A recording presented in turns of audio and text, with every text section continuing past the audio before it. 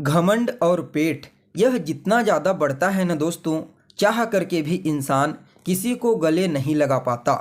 नमस्कार दोस्तों, मैं एस्ट्रोलॉजर वासुदेव मिश्रा आपका अपने चैनल मिरेकल ऑफ एस्ट्रोलॉजी में हार्दिक स्वागत करता हूं।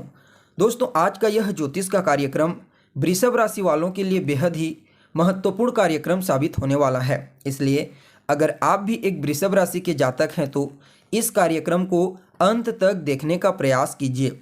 जैसा कि आपने थंबनेल में स्पष्ट रूप से देख ही लिया होगा कि मंगल का तांडव शुरू हो चुका है। अब दुनिया देखेगी आपकी सफलता और तरक्की। ऐसी किस्मत सबको नहीं मिलती। जी हाँ दोस्तों, आपने बिल्कुल ठीक सुना। कुछ ऐसा ही अब आपको अपने जीवन काल में देखने को मिलेगा। क्योंकि भूमिपुत्र पराक्रम के कारक ग्रह मंगल का राशि परिवर्तन हो चुका है। जी हाँ, वाद विवाद ऊर्जा और पराक्रम के कारक ग्रह मंगल अपनी वर्तमान खुद की वृश्चिक राशि को छोड़ करके अपने परम मित्र देवगुरु बृहस्पति की जो मूल त्रिकोण राशि है धनु राशि, उसमें उनका प्रवेश हो चुका है 28 दिसंबर 2023 की प्रातः 3:08 पर। और आने वाले साल 2024 के फरवरी महीने के 5 तारीख तक इसी राशि में गोचर करेंगे। फिर 5 फरवरी को राशि परिवर्तन करके अपनी उच्च राशि मकर राशि में प्रवेश कर जाएंगे। तो ऐसे में दोस्तों विस्तार के साथ आपको बताएंगे कि किस प्रकार से सेनापति मंगल धनु राशि में गोचर करते हुए आपको परिणाम देंगे। आपके जीवन काल में किन किन क्षेत्रों में इस गोचर काल के दौरान विशेष रूप से आपको लाभ की प्राप्ति होगी, तो वहीं किन किन बातों का आपको विशेष रूप से ध्यान रखना है। साथ ही साथ वीडियो के अंत में आपको यह भी बताएंगे कि मंगल के इस गोचर प्रभाव को और ज़्यादा बेहतर और श्रेष्ठ बनाने के लिए आपको क्या करना चाहिए। इसलिए कार्यक्रम को बिना मिस के अंत तक देखने का प्रयास कीजिए। अगर आप भी एक मेष राशि के जातक हैं तो यह आपकी जिम्मेदारी बनती है।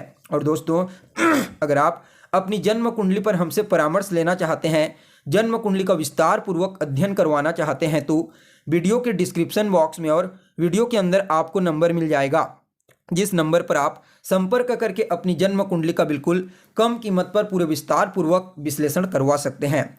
वैसे देखा जाए तो सेनापति मंगल एक राशि में लगभग 45 दिनों तक गोचर करते हैं। लेकिन दोस्तों जब बात आती है मंगल की गोचर की तो इसकी चर्चा बृहद रूप से की जाती है। क्योंकि कर्म प्रधान विश्व रचि राखा। जो पुरुषार्थी हैं, कर्म में विश्वास करते हैं, पराक्रम करते हैं, उनके लिए मंगल के इस गोचर को समझना बेहद ही ज़्यादा जरूरी बन जाता है। क्योंकि मंगल है आपकी हिम्मत, आपके पराक्रम, मंगल है आपके साहस, वाद विवाद, क्रोध, अहंकार, लड़ाई झगड़ा और हथियार है मंगल। और अपने इन्हीं कारकत्वों के कारण हमारे जीवन के विभिन्न पहलुओं पर अपना प्रभाव दिखाते हैं। जन्म कुंडली में सेनापति मंगल का बलवान होना अपने आप में ही बेहद ही ज़्यादा बेहतर होता है।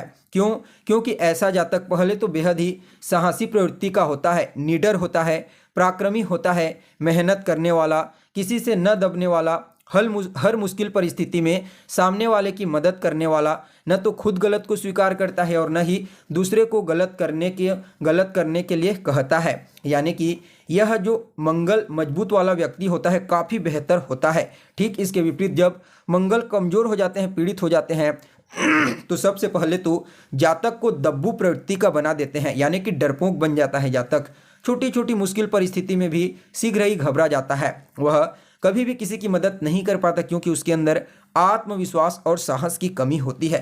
हालांकि आत्मविश्वास के कारक सूर्य होते हैं, लेकिन मंगल का भी यहाँ पर महत्वपूर्ण रोल होता है। इसलिए मैं समझता हूँ हर किसी की कुंडली में इनका बलवान और शुभ ग्रह के प्रभाव में होना बेहद ही आवश्यक होता है।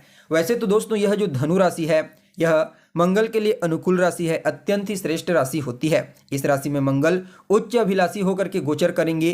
पहले से ही इस राशि में सूर्य मौजूद हैं, जिनके ऊपर देवगुरु बृहस्पति की दृष्टि पड़ रही है, 9वीं दृष्टि। फलस्वरूप यह जो राशि है धनु राशि, और यह भाव पहले से ही ऑलरेडी बेहद ही ज़्यादा मजबूत हुआ पड़ा है। और ऊपर से यहाँ पर सेनापति मंगल का आ जाना तो फिर कहना ही नहीं, यह कितना श्रेष्ठ और बेहतर परिणाम देने वाला साबित होगा।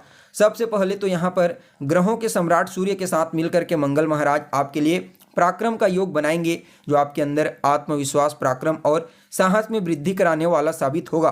तो वहीं देवगुरु बृहस्पति की दृष्टि से दृष्ट होंगे तो फिर कहना ही नहीं, यह आपके लिए सोने पर सुहागा कहा जा सकता है। ऊपर से कर्म और न्याय के दाता शनिदेव के साथ तीसरे 11वें का संबंध बनाएंगे। यह जो संबंध है यह लाभ का संबंध माना जाता है।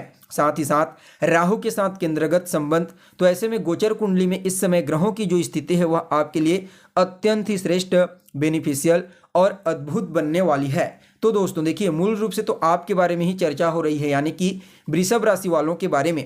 तो आपके लिए मंगल का यह जो गोचर है यह आपकी कुंडली में आपकी राशि से अष्टम भाव में हुआ है।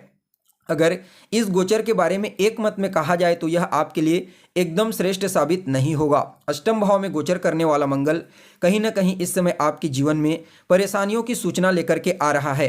मंगल के इस गोचर काल के दौरान आपको अपनी सेहत का विशेष रूप से ध्यान रखने की आवश्यकता है। इस गोचर का आपके स्वास्थ्य पर बुरा असर पड़ेगा, इसलिए इस समयावधि में आपको अपने खान पान, रहन सहन पर विशेष रूप से ध्यान देने की आवश्यकता है। जिन लोगों को पहले से ही रक्त जनित समस्या है वह लोग विशेष रूप से अपने सेहत का ख्याल रखें। पारिवारिक जीवन में कलह क्लेश होने की संभावना है। माता पिता के साथ भी किसी न किसी बात को लेकर के मतभेद प्रबल होने की संभावना है। वहीं विद्यार्थियों के बारे में बात की जाए तो विद्यार्थियों के लिए भी इस गोचर को कोई खास या श्रेष्ठ नहीं कहा जा सकता। इस समय आपका मन भटकेगा, इधर उधर की चीज़ों में ही समय चला जाएगा, यानी कि मानसिक रूप से भी आप इस समय थोड़ा चिंतित रहेंगे। इस गोचर काल के दौरान जितना ज़्यादा हो सके योगाभ्यास और ध्यान का सहारा लेने का प्रयास करें। सभी वृषभ राशि के जातक, जल्दबाजी में कोई भी फैसला आपको इस समय नहीं लेना है। जल्दबाजी में लिए गए फैसले से केवल और केवल नुकसान ही आपको देखने को मिलेगा। और दोस्तों यह भी आपको ध्यान में रखना है कि यह जो राशिफल मैं आपको बता रहा हूँ यह आपकी चंद्र राशि के आधार पर बता रहा हूँ। तो ऐसे में देखा जाए तो मंगल 12वें का और सप्तम का अधिपति बनते हैं और अष्टम भाव में गोचर करेंगे। हालांकि यहाँ पर उच्च अभिलाषी होकर के गोचर करेंगे, जो आपके लिए एक प्लस पॉइंट तो साबित होगा। इस समय गोचर कुंडली के बारे में अगर बात की जाए तो आपकी राशि से वृषभ राशि से अन्य जो ग्रह हैं उनकी स्थितियां काफ़ी अच्छी है। शनिदेव दशम भाव में है, बहुत बेहतर। राहु लाभ भाव में और बेहतर। मंगल भी अष्टम में गोचर करते हुए गुरु की दृष्टि से दृष्ट रहेंगे, तो यह आपके लिए एक बहुत ही बड़ा प्लस पॉइंट साबित होगा। लेकिन सेहत का तो ख्याल आपको रखना ही है, खान पान पर नियंत्रण रखना है। जब तक सूर्य के साथ रहेंगे तो उन लोगों को विशेष खतरा यहाँ पर होगा जिन लोगों को पहले से ही हार्ट से संबंधित परेशानी है, वह अपने स्वास्थ्य का विशेष रूप से ख्याल रखें। बाकी मंगल का कुंडली के अष्टम भाव में गोचर करना और इनकी दृष्टि लाभ भाव पर पड़ेगी तो यह आपके लिए एक और प्लस पॉइंट साबित होगा, यानी कि लाभ के दृष्टिकोण से, धन आगमन के दृष्टिकोण से, धन संचयन के दृष्टिकोण से किसी भी प्रकार की कोई चिंता नहीं होगी। हालांकि मंगल द्वादशेश होकर के अष्टम भाव में गोचर करेंगे लेकिन गुरु की दृष्टि से दृष्ट रहेंगे। तो ऐसे में दोस्तों इस समयावधि में आपके जीवन में अचानक ही धन का आगमन हो सकता है। आपका रुका हुआ पैसा इस समय अचानक आपको प्राप्त हो सकता है, लेकिन कहीं ना कहीं कार्य क्षेत्र में परेशानी, मानसिक चिंता बनी रहेगी। जल्दबाजी में आपके द्वारा लिए गए निर्णय से आपको परेशानी हो सकती है, इसका ध्यान रखिए। सबसे ज़्यादा तो आपको इस समय अपनी सेहत का ध्यान रखना है कुल मिलाकर के। बाकी हर मामले में मैं आपको कहूँगा लाभ की प्राप्ति होगी। बस अपनी सेहत का ध्यान रखें, खान पान का ध्यान रखें। बाकी यह जो समय है आपके लिए धन आगमन के दृष्टिकोण से, कार्य क्षेत्र में उन्नति करने के दृष्टिकोण से, हालांकि थोड़ी बहुत मानसिक अशांति हो सकती है। यह मैं नहीं कह रहा हूं कि आप बिल्कुल पूरी तरह से मन से प्रसन्न होकर के कार्य करेंगे, लेकिन निश्चित तौर पर इस समय आपको बड़ा लाभ और प्रॉफिट प्राप्त होने का प्रबल योग बना हुआ है, जो आपके लिए अच्छा कहा जा सकता है। यहाँ पर देवगुरु बृहस्पति की दृष्टि मंगल के ऊपर पड़ेगी तो यह आपके लिए अच्छा तो रहेगा, लेकिन इस समय आपको अपनी वाणी पर भी नियंत्रण रखने की आवश्यकता है। कुल मिलाकर के मैं मंगल के इस गोचर को आपके लिए लाभ के दृष्टिकोण से, तरक्की सफलता के दृष्टिकोण से काफ़ी बेहतर कहूँगा। बस आपको इस समय अपनी सेहत का विशेष रूप से ध्यान रखना है और अपनी वाणी पर नियंत्रण रखना है। बाकी इस गोचर काल के समय को और बेहतर बनाने के लिए, श्रेष्ठ बनाने के लिए हनुमान जी की आराधना कीजिए, हनुमान जी के मंदिर में जाइए, उनका दर्शन कीजिए, हनुमान चालीसा का पाठ कीजिए। और देखिए वर्तमान समय में आपको न तो शनि की कोई ढैया चल रही है, 7.5 चल रही है, इसलिए बस हनुमान जी की शरण ग्रहण कर लीजिए। हर प्रकार की परेशानी से आपको मुक्ति मिल जाएगी और इसका संपूर्ण लाभ आपको प्राप्त होगा। तो दोस्तों हमें उम्मीद है जानकारी आपको अच्छी लगी होगी। फिर मिलेंगे एक नए और ताज़ा एपिसोड में, तब तक के लिए नमस्कार।